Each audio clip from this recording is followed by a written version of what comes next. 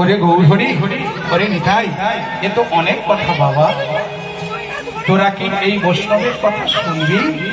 হ্যাঁ মা, শুনবো বলেই দাঁড়িয়ে আছি। হরে কৃষ্ণ, শুনবো বলেই দাঁড়িয়ে আছি।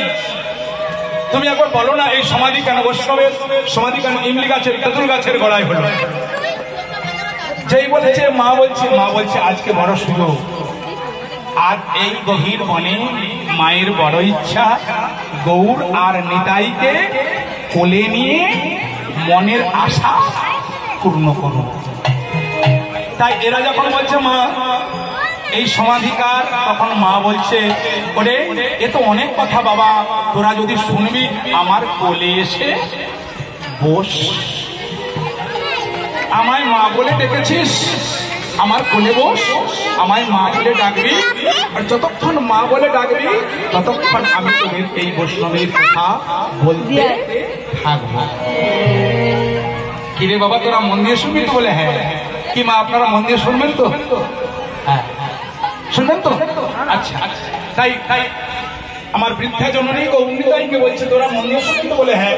আমার কোলে এসে বস। মা কেমন কায়দা করে কোলে নেবে বিহারীকে, কিন্তু মা ভাবছে কাকে আগে কোলে নেব? আমি আগে নিতাইকে কোলে নেব না আমি গৌরকে কোলে নেব? গৌরকে কোলে নেব না আমি নিতাইকে কোলে নেব? আমি কাকে কোলে নেব?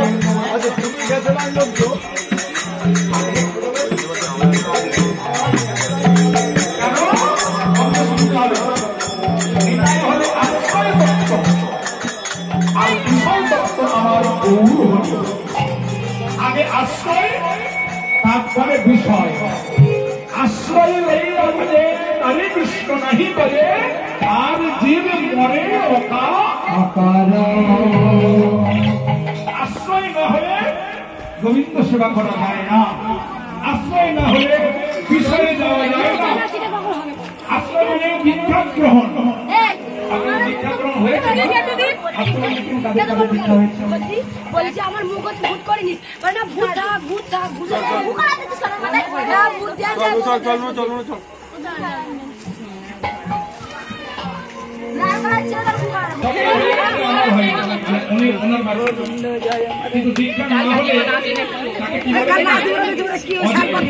ভালো হয় না, কালকের ভালো হয়।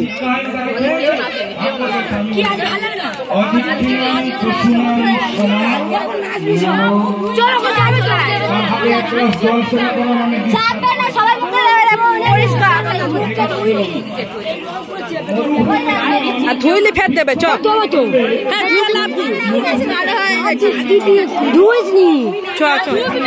ধুইলে ফের দেবে তুই চ। সেবা করলে সেবা কাজে লাগে লাগে না। জীবনাং ভক্তশ্চ কোটি কল্প সহস্রে পরম পঞ্চদিনানি চ মরানোকে সব। মৃত্যুর 5 দিন আগে যার দীক্ষা হয় না, ভালো করে শুনো, মৃত্যুর 5 দিন আগে যদি কেউ দীক্ষা গ্রহণ করে, ওই 5 দিন তাকে মানুষ রূপে পাওয়া গেল। ওই 5 দিন তাকে মানুষ বলে ভাগবত আখ্যা দিবে। বাকি সে 100 বছর যদি বাঁচে, ওই 100 বছর কিন্তু মানুষ হয়ে নয়, সে বেঁচে ছিল পশু হয়ে। আদিক্যং পশুনাং সমান। ভাগবত বলছে জীবনাং ভক্তশ্চ কোটি কল্প সহস্রে পরম পঞ্চদিনানি চ পরানো কেশব। দীক্ষা হয় না অতি অবশ্য দীক্ষা নেবে। তাই আশ্রয় তত্ত্ব আগে, তারপরে বিষয় তত্ত্ব। আশ্রয় তত্ত্বকে নিত্যানন্দ। আর